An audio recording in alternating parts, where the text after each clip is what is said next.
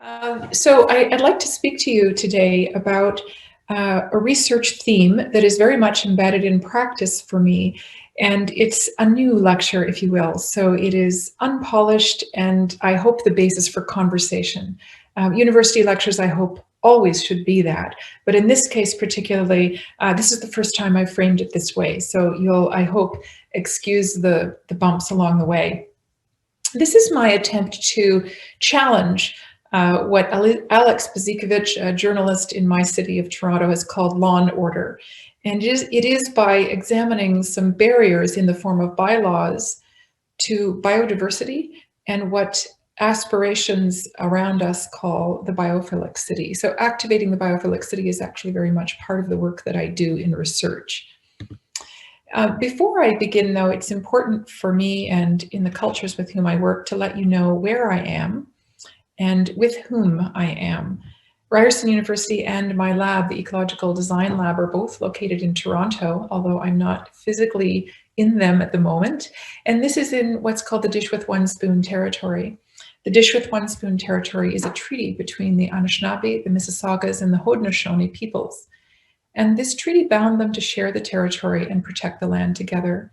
Subsequent Indigenous nations, who we call First Nations and peoples, Europeans, and all the newcomers since, have been invited into this treaty in the spirit of peace, friendship, and respect.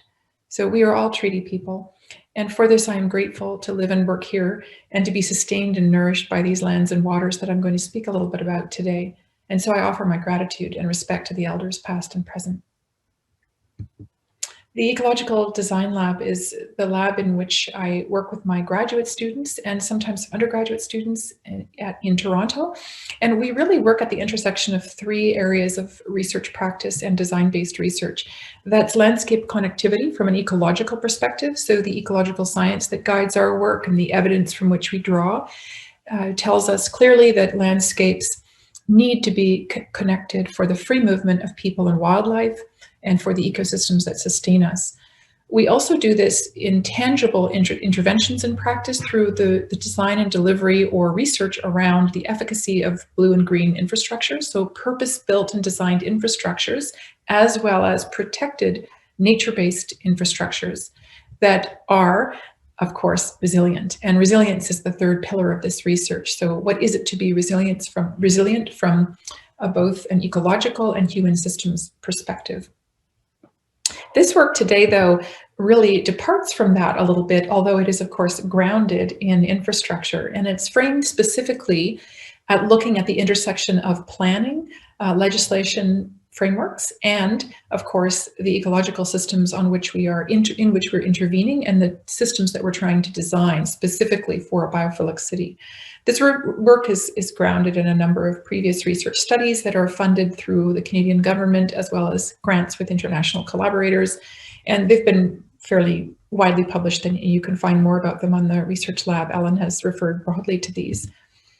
I'm really, I would say, interested lately in a significant change that happened in 2017 with the United Nations level, the meetings in Quito and Ecuador.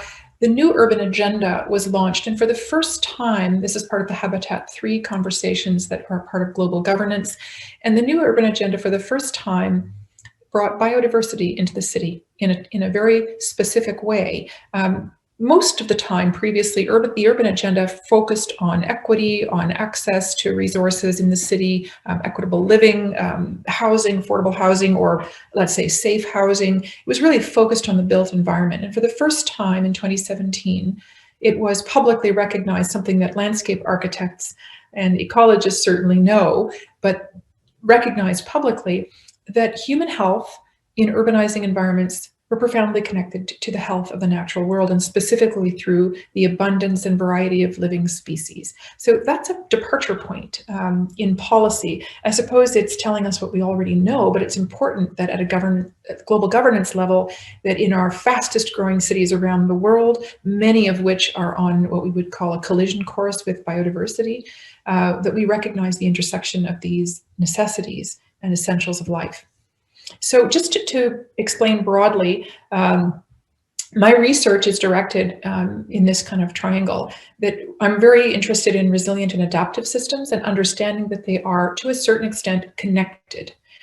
They occur across scales, they're connected, and by definition, they are at once complicated, but also, from a science perspective, complex, meaning they behave in specific ways that define complex systems. They can be unpredictable, discontinuous, they can surprise us in terms of causes and effects being apparently separated, and so on. So that's a whole science in and of itself.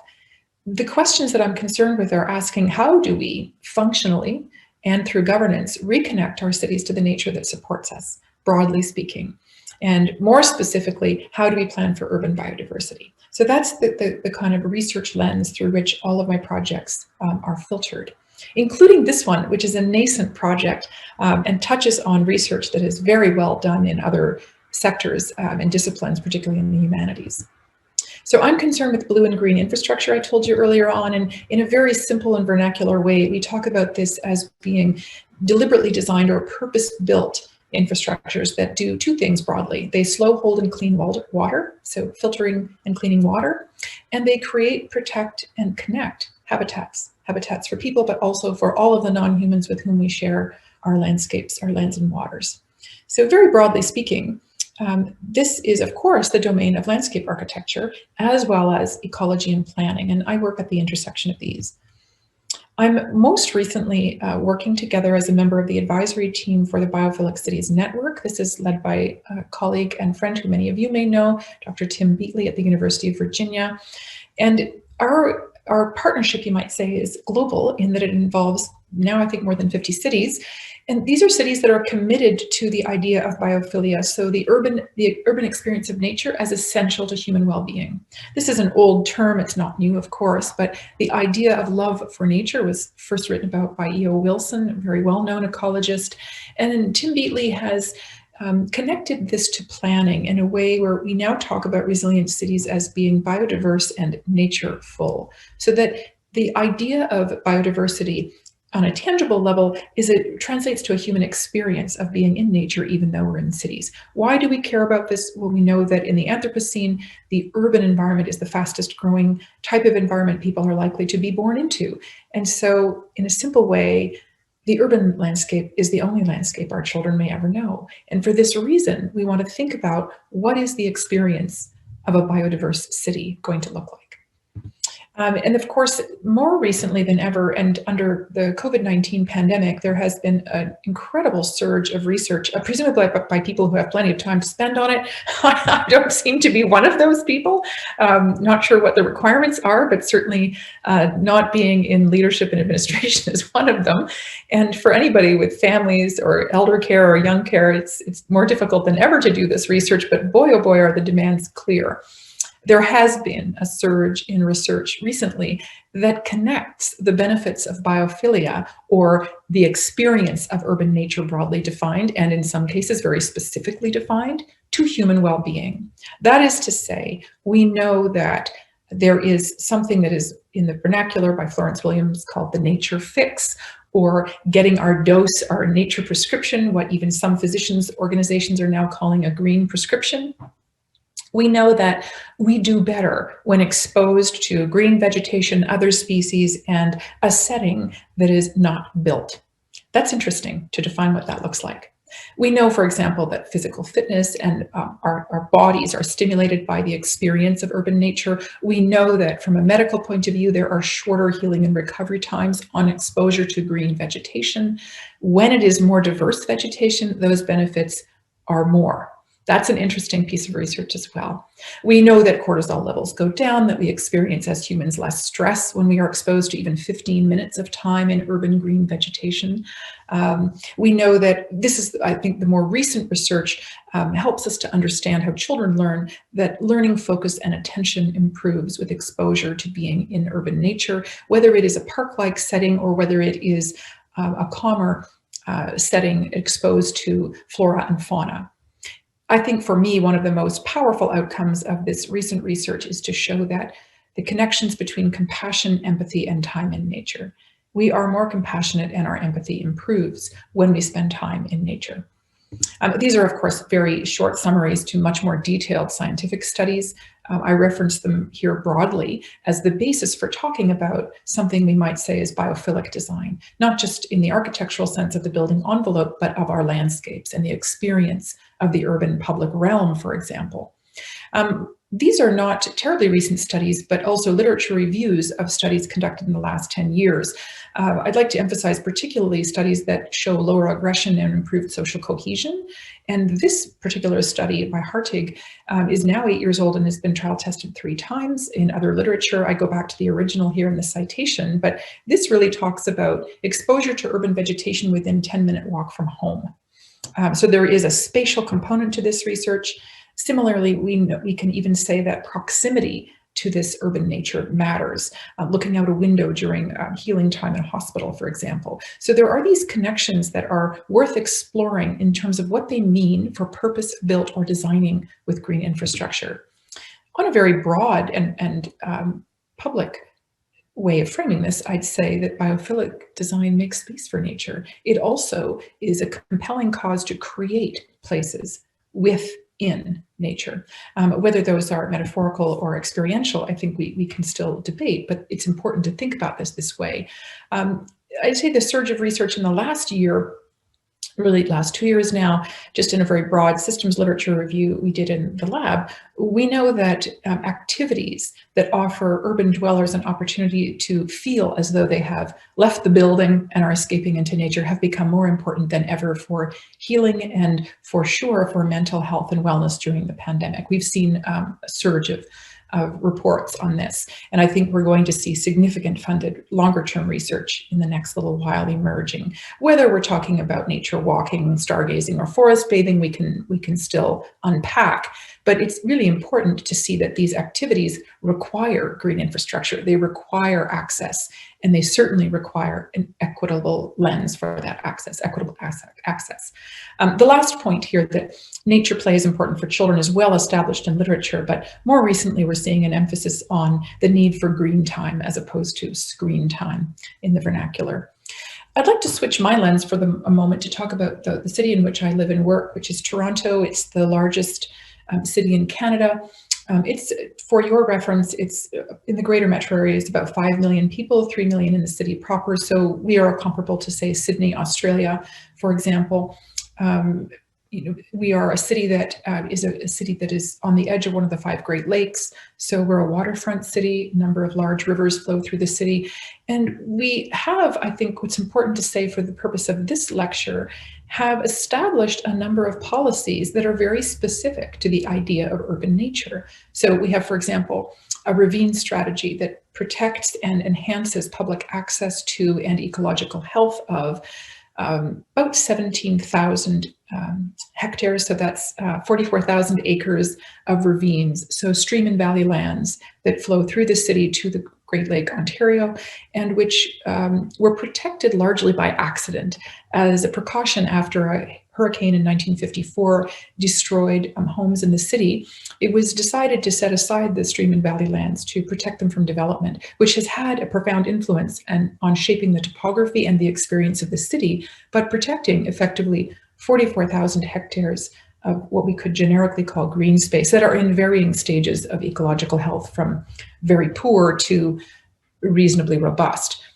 This strategy is important because it sets a tone for the city's relationship to its biodiversity. Similarly, we have a pollinator protection strategy and a biodiversity strategy that is only out now for 2 years, but that helps planners to make decisions around developments as it relates to other species. I'm telling you this because I want to set the stage for what is happening that puts these very progressive policies at risk. Left hand, right hand problem is what I'm going to talk about. So this very messy slide just is to give you a sense that there's an entire landscape of policies in Toronto that are in fact quite progressive, they've been, like all things Canadian, I suppose, they've been drawn from their European parents and their American relatives. And they've tried to put them together to, I think we generally do things differently than both Europe and America, but somehow we wind up in the middle. And I'd say that in the middle in terms of, you could say, every policy that is progressive or retrogressive, Canada's somewhere floating in the middle. In this context, in my view at least, we have a landscape of blue and green infrastructural policies that support what we might call the biophilic city, or a city that has at its core an ambition to respect, uphold, and protect the nature that sustains it, at least in theory. Everything from green building standards to North America's first green roof bylaw, to North America's first pollinator strategy, for example, and the first bird-friendly architectural design guidelines, which are now a matter of city policy as well. So, for example, bird-friendly glass is required on all new commercial and industrial buildings over a certain square footage, and similarly with green roofs.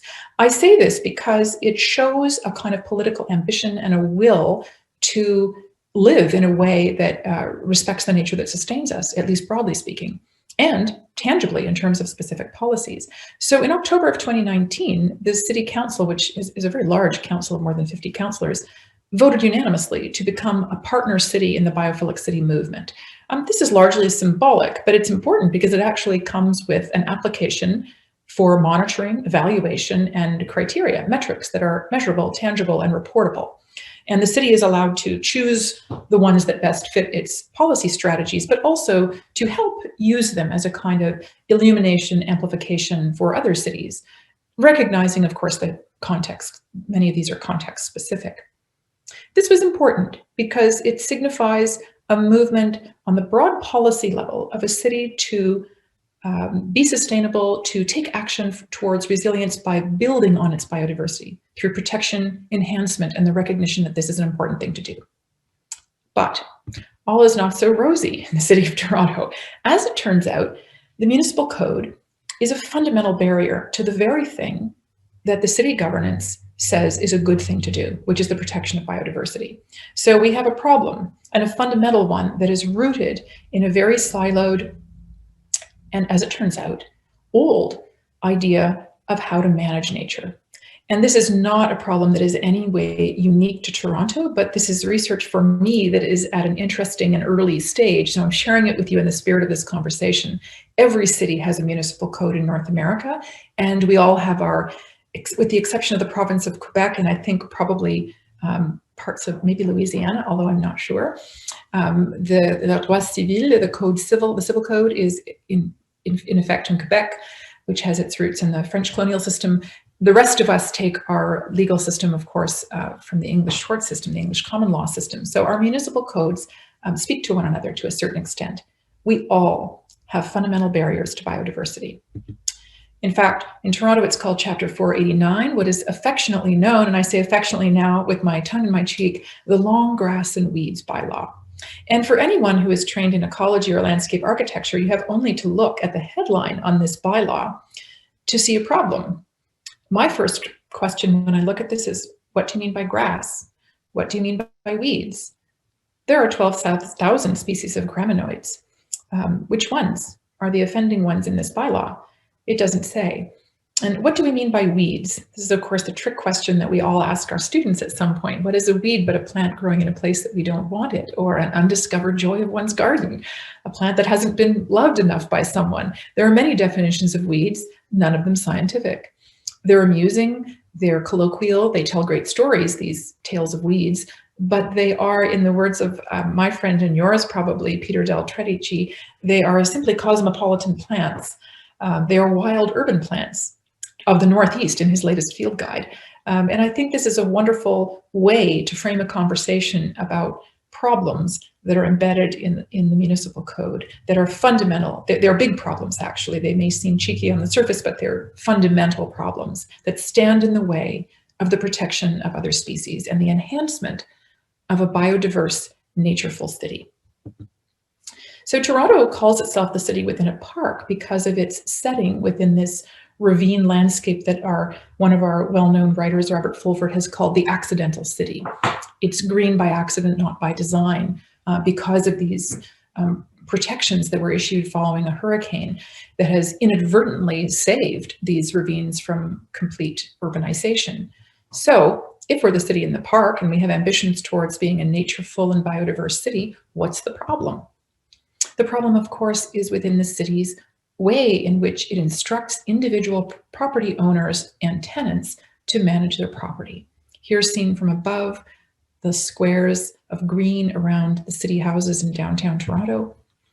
And it compels me at that height to look down and into the lawn.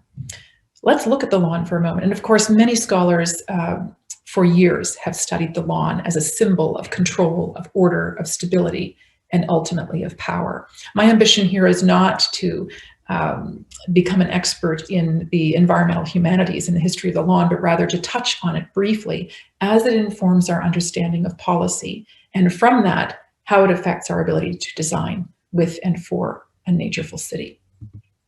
This is not, of course, new to most of you, but allow me to touch on it just to frame the power of the long grass and weeds bylaw in maintaining the order and control of the lawn. The American lawn, of course, even in 1870 was recognized as a smooth, closely shaven surface of green, by far the most essential element of beauty on the grounds of a suburban house.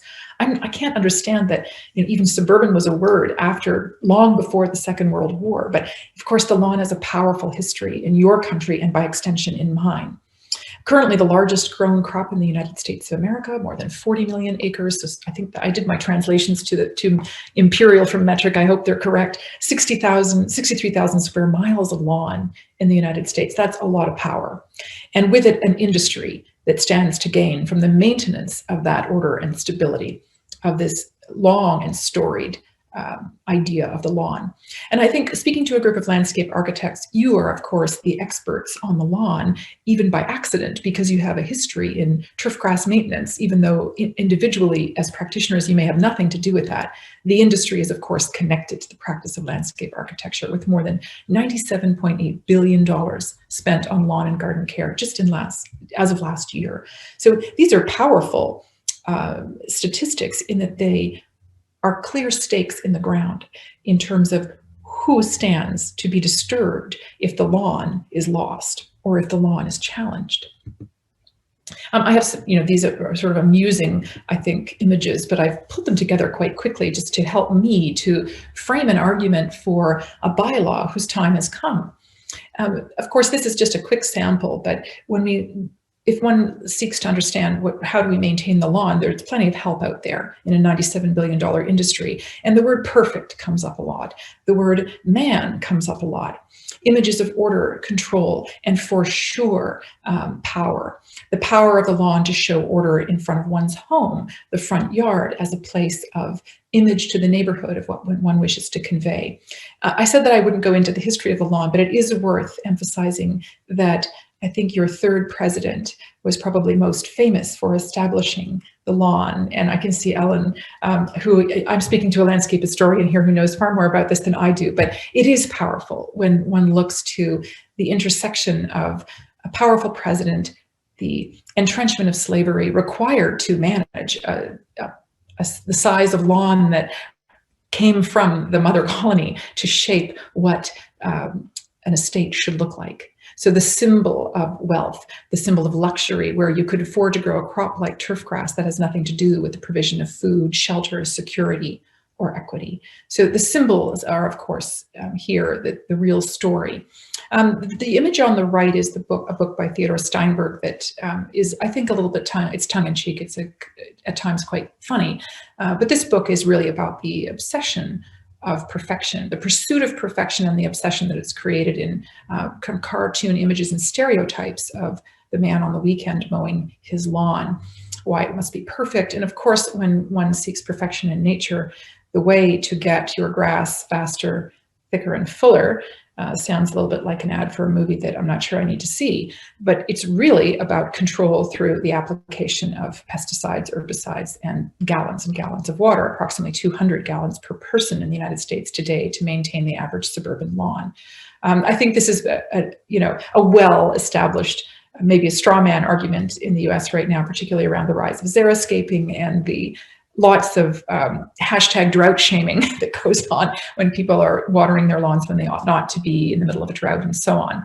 For me, the more powerful image is one of homogeneity. I've spent my life as an ecologist and a landscape ecologist studying diversity, biodiversity, its relationship to cultural diversity, for example.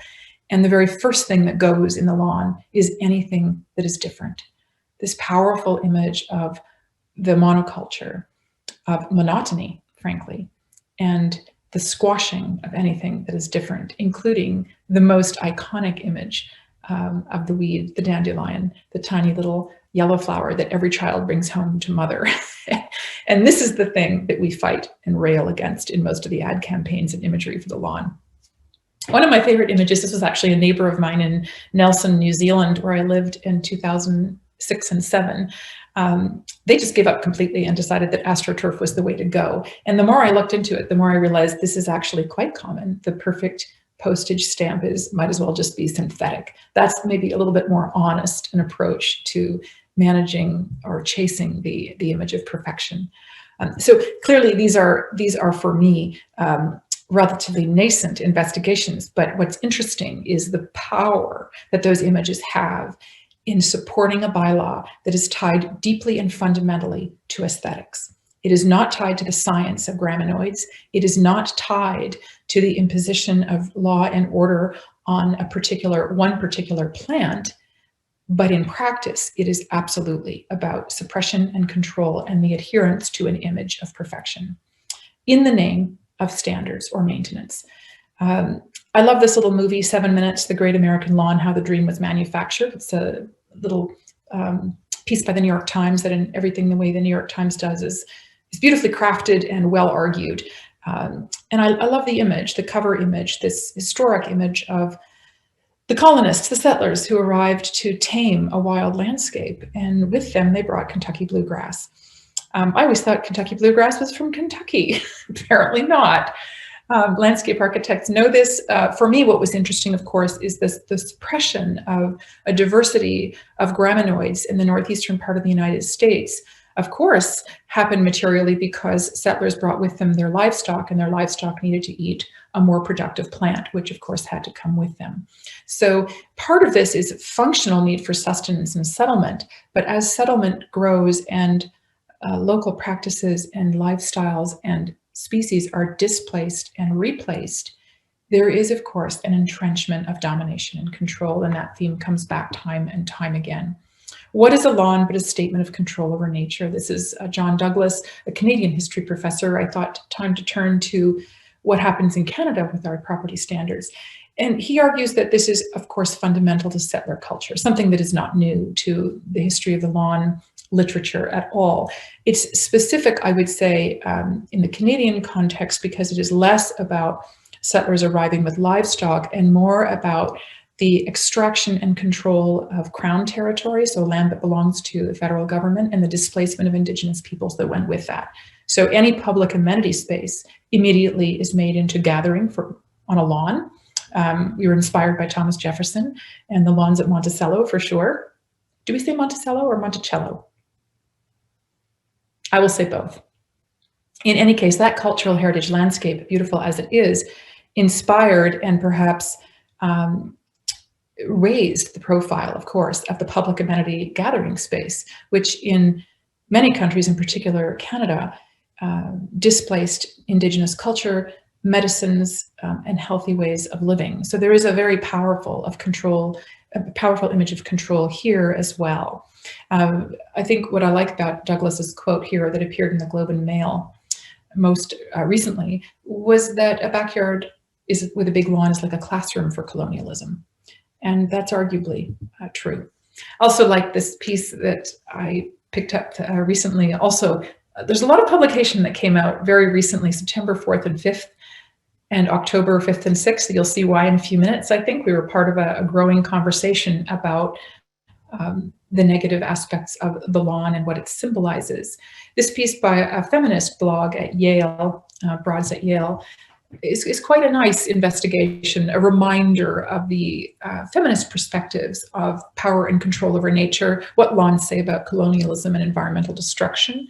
I think it's a good reminder of work that has been done over the last 20 years, but reframed in the context of debates around the municipal code and how a simple code stands in the way of biodiversity. And so with that introduction, if you will, or navigation of the material quality of the lawn and its symbols, I would like to say that back in Toronto, a storm was brewing in my meadow. It wasn't just in any meadow, it was actually mine. This was not research that I set out to do. This was research that found me by accident, I would say, because a theme in all of my work has been design activism, or speaking up, using the platform of the university when one can, particularly when you're engaged in normative research around, in my case, the protection of biodiversity for the purpose of building resilience and human sustainability. This is a newspaper article that appeared at the end of August. The title, of course, Alex Bezikovic is an architecture critic, and he wrote about an ecologist's wild garden as a challenge to law and order, which is where the title of this lecture comes from. Thank you to Alex. The ecologist's garden is mine, and the home in the photograph that you see belongs to my family.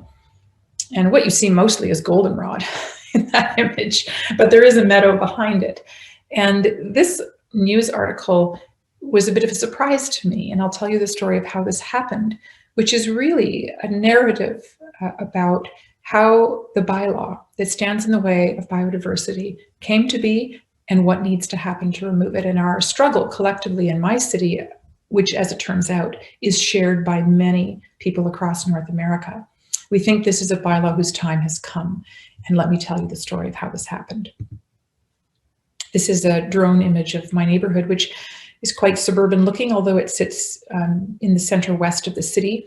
This is an unusually wide lot. This is not just a wide angle, it's a wide lot. It's a corner lot. And you can see by this brick house that it belongs to a well-off family in an affluent area of the city.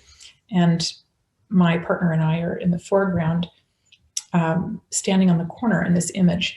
And you can see that around us in this relatively heavily treed neighborhood, the image was taken in the early week of September, you can see there are many lawns. And as we zoom into our property, you can see there's hardscape in the back, a roof garden on the north side of the house. This is oriented correctly, it's a north top image.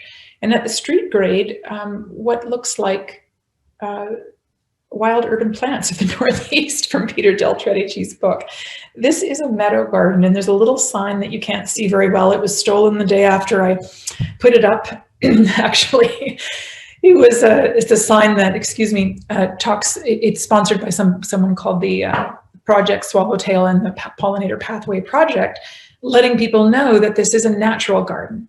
It is a garden that features native plants as well as ornamental plants, and it has many varieties that are on here, a steep slope, in some places up to 25% slope. And we thought, when we moved into this property, why would we have a lawn?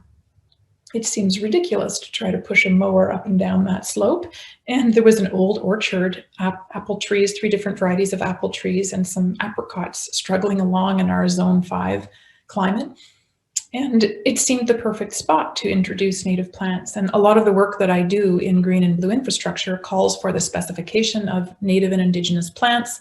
I have colleagues that work in the horticultural industry that are specifically planting and locally adapting native species. And so we brought in many plants from roadside rescues, from farmsteads, and we tried to plant what would naturally grow in this area despite the disturbed soils. So currently there are, just for reference, you are all in the American, I guess, north of the South. We're in zone 5 in the US climate configuration. So we have about 155 heat degree growing days where we can grow food out of the year. And we try to do that under row crop and cover where we can. But most of our plants are herbaceous perennials. Anything that for you would be a perennial for us is an annual, so why bother with them?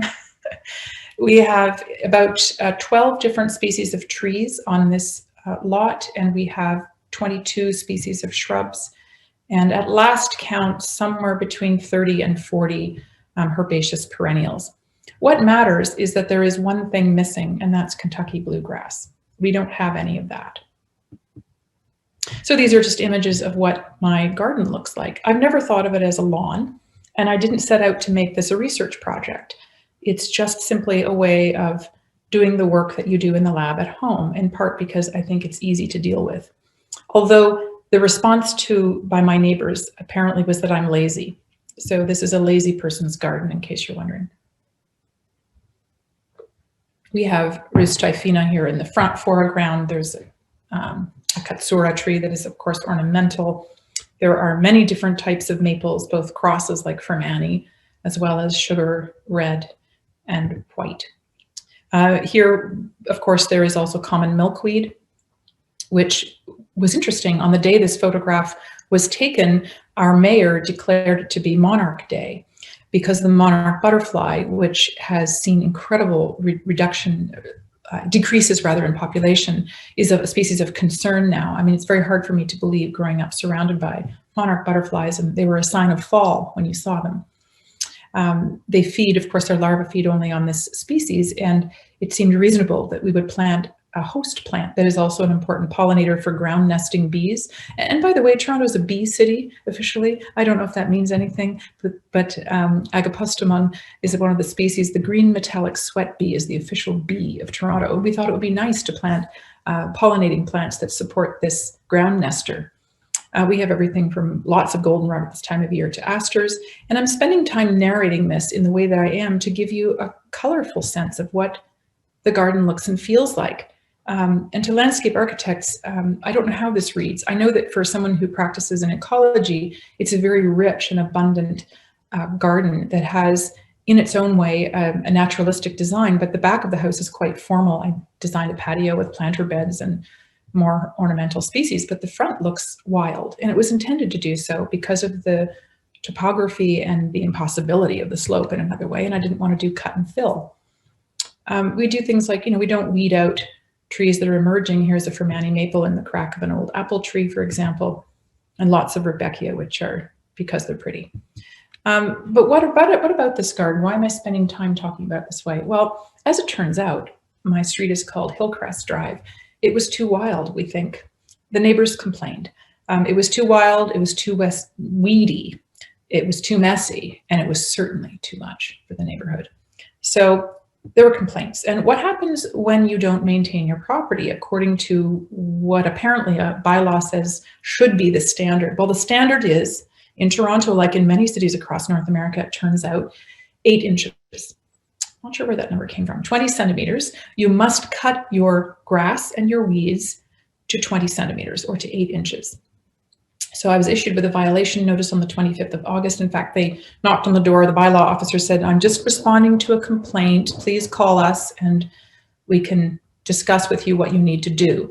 And my son answered the door, and I think now it's family lore, but he asked her, "Are you sure you want to speak to my mom?" And the bylaw officer said, "Yes, your mother is in violation." So I was proudly presented with this card. And then I took me down a path into looking at, but wait a minute, I sit on the City of Toronto's Biodiversity Strategy Advisory Committee. I sat on the Ravine Strategy Committee and provided advice in my opinion as an academic, directing a planning program. This can't be right. How does this happen? It took me down a long path into understanding the history of natural gardens. And when you look into natural gardens or gardens that don't contain Kentucky bluegrass and that are not maintained to 8 inches or 20 centimeters, it turns out there is a long history of violations. So if I may, I will just flip through these very quickly, but I want to give you an example of how much time and energy a city will go to protect its municipal code for long grass and weeds. This is an example from the summer in the city of Windsor, about 4 hours from Toronto on the US border across from Detroit. This is a 6-year-old garden. A 6-year-old girl planted sunflowers. It was cut down by the city because it was an infraction against the long grass and weeds bylaw. Imagine coming home to this. It doesn't play well in the media for sure. The plants were too tall. Those sunflowers, no one gave them the memo.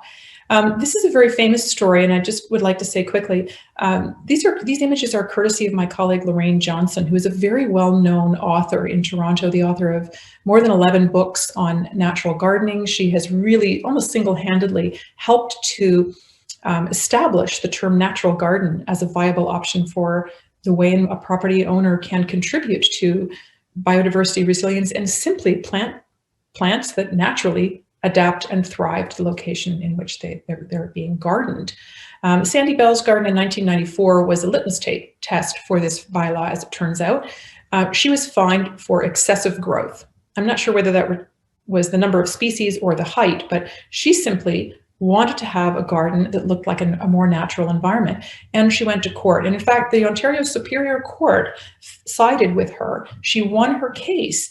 And Justice Fairgraves, in evaluating this case of the bylaw, said that while the garden was certainly not in keeping with neighborhood norms, he argued that Sandy Bell had a right to express her environmental ethic through her garden. In fact, it was a case that was argued as a constitutional right, or a charter in our world, the Charter of Rights and Freedoms. She was permitted to have this garden because it was an expression of her environmental beliefs, no matter how far outside the mainstream they might have been at the time in 1994.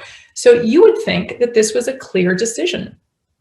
And what the City of Toronto did in response to the Sandy Bell decision, eventually they created a special class of gardens called natural gardens.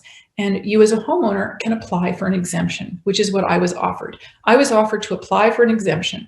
And what that means is that when you apply for an exemption, a horticulturalist comes to your garden. In my case, it was a very lovely, supportive woman by the name of Patricia Landry, who is also single-handedly really supporting biodiversity and natural gardens in the city by making sure that anyone who wants an exemption can have one. But that's one person in a very large department who has had to spend years sharing with and educating bylaw enforcement officers on what the definition of a natural garden looks like. And these are people who are not paid or trained to identify plants. So you can imagine how many layers of bureaucratic problems come with this. So Sandy Bell, important case, led to the exemption for an environmental garden. However, even just this year, Douglas Counter, another friend and supportive colleague in this battle, was charged for, I think, the third time here for violating the long grass and weeds bylaw. As you can see, his garden is clearly an infraction. The point here is that neighbors are the ones who call, and enforcement is on a complaint-driven basis. This is an enormous cost to a city during a global pandemic where bylaw officers should be arguably attending to matters of health and wellness, equitable access to services, but instead they're chasing asters and goldenrod for violating the long grass and weeds bylaw. And again, this is not unique to my city. So I think I made this point quite perhaps overmade it, but the emphasis here is that individuals on their private property are following the city's own policies of engaging in planting native species that are climate adapted, water friendly, biodiverse, and supportive of the very policies the city has written, advocated, and enshrined in law. And yet, on their private property, they are persecuted for doing this on the basis of aesthetics. An aesthetic that is profoundly and deeply rooted in order, control, and the settler dream. This is an incongruence that can't stand. And for that reason, I've argued we need a new bylaw. So the rest of the energy in this research project, if you'd like to call it that, have a couple of students working on master's thesis right now that are looking at some of these kinds of gardens before and after they have been decimated by city officials. Why these kind of plant pellets are forbidden. What is the story of these? And what can we do about the kind of public image of a denuded right-of-way, in this example, also by Lorraine Johnson, who's kindly shared her images here. And in fact, advocating in some cases for specific species, milkweed, which supports what is now almost a species at risk, the monarch butterfly. So we've spent a lot of time looking, in this case, Lorraine is sharing images where she's compared violations between people to get a sense of what we could do. We took to social media in my case, and I'll just quickly wrap up this by saying social media was our friend in this case because the city had just become a biophilic city, partner city. They had just published the ravine strategy, the biodiversity strategy. There was lots of press about Monarch Day. And then the bylaw officer is telling us we have to cut down gardens that are supporting the very thing that the city's asking for. So media was very helpful to us. And it also sparked a public conversation about what do you see when you look at these places? How do they read to the public? What is the role in advocacy for biodiversity? The op-eds continued throughout September. And one of the things that was most interesting to me, I said to you earlier on in this lecture that there were lots of people writing in September and October about this. It, for some reason, became, I think it touched a nerve during the pandemic as well.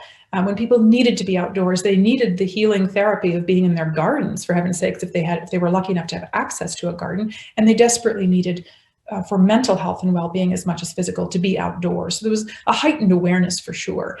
This headline in the Globe and Mail that came out after the story of my garden broke came out on a Saturday morning, and the title was "The Humble Yard Could Be, the Humble Lawn Could Be Under Threat." An hour later, the byline was changed to "The Humble Garden Could Be Under Threat." And we argued very quickly in print back, saying the traditional lawn is anything but humble. This is a very powerful industry of almost $100 billion in the US. It's not humble, trust me. It's a lot of things, but it's not humble.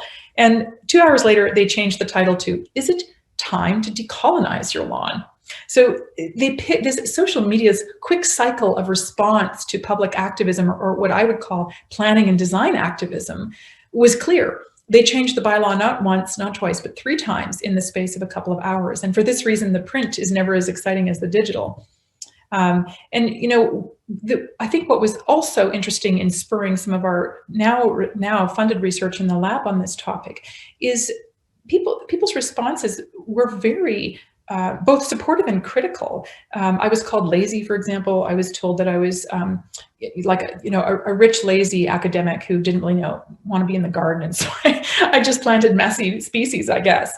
And then there were others that Mark Cullen is a very well-known gardener, a broadcaster, and journalist, author, who wrote very clearly that it wasn't so much about the lawn, but rather bylaws should be aimed at people who don't want to maintain their property, and that has nothing to do with whether or not you have Kentucky bluegrass or dog strangling vine. So I loved also that our door was full of mail from people I didn't know. "Dear friends, we like your garden. It radiates love and care." So, you know, letters like that really spurred me on to work with students to really take to heart what people said. Many people wrote and said, we walk by your garden every day. We love it. What can we do? So there was an instant kind of, I would say, it's not so much gratification, but affirmation that this was worthy of looking into across the country, so much so that we threatened legal action. Really, this was more of an invitation than a threat, but sometimes the iron fist in the gloved hand is a good way to go. We have a lovely friend and lawyer who effectively invited the mayor to tea in our garden, and he ended with a wonderful byline that got picked up by the Toronto Star that asked if the city wants to mow down buttercups and bluebells, maybe it should find a better way to spend its resources. This headline, "What's Up, Buttercup?" is what did the trick. We eventually invited the mayor to tea. He showed up. And I would say that the story is far from over, but for me, it's the beginning of a new research project that really looks at the intersection between biodiversity, mental health, and the bylaws that either control or sustain us.